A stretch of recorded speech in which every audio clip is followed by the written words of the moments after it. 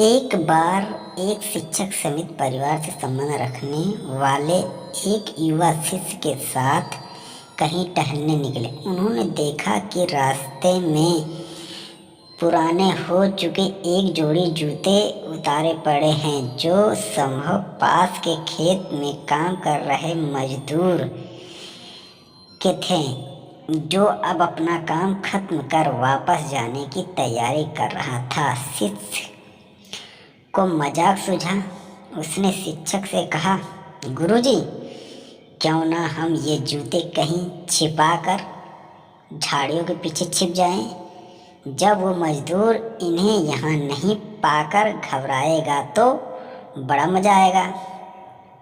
शिक्षक गंभीरता से बोले, किसी गरीब के साथ इस तरह का भद्दा मजाक करना ठीक नहीं है। क्यों ना हम इन जूतों में कुछ सिक्के डाल दें और छिप कर देखें कि इसका मजदूर पर क्या प्रभाव पड़ता है। शिष्य ने ऐसा ही किया और दोनों पास की झाड़ियों में छिप गए। मजदूर जल्द ही अपना काम खत्म कर जूते की जगह पर आ गया। उसने जैसे ही एक पैर जूते में डाले, उसे किसी कठोर चीज का आभास हुआ।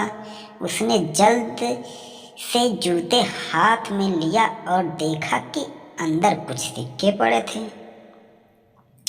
उसे बड़ा आश्चर्य हुआ और वो सिक्के हाथ में लेकर बड़े गौर से उन्हें पलट पलट कर देखने लगा। फिर उसने इधर उधर देखने लगा। दूर दूर तक कोई नजर नहीं आया तो उसने सिक्के अपनी जेब में डाल लिए। अब उसने दूसरा जूता उठाया, उसमें भी सिक्के पड़े थे। मजदूर भावुक होकर अपनी आंखों में आंसू आ गए। हाथ जोड़ ऊपर देखता हुआ कहा, हे भगवान, समय पर प्राप्त इस सहायता के लिए उस अनजान सहायक का लाख लाख धन्यवाद।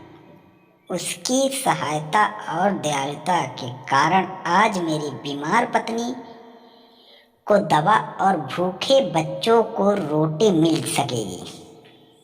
मजदूर की बातें सुन शिष्य की आंखें भर आई। शिक्षक ने शिष्य से कहा, क्या तुम्हारी मजाक वाली बात की अपेक्षा जूते में सिक्के डालने से तुम्हें कम खुशी मिली? शिष्य बोला, आपने आज मुझे जो पाठ पढ़ाया है उसे मैं जीवन भर नहीं भूलूंगा। आज मैं उन शब्दों का मतलब समझ गया हूँ जिन्हें मैं पहले कभी नहीं समझ पाया था कि लेने की अपेक्षा देने कहीं अधिक आनंदनीय है। देने का आनंद आसीन है, देना देवदत्त है। सो फ्रेंड्स, वीडियो आपको कैसी लगी हो सो ज़रूर कमेंट में आप बताइए।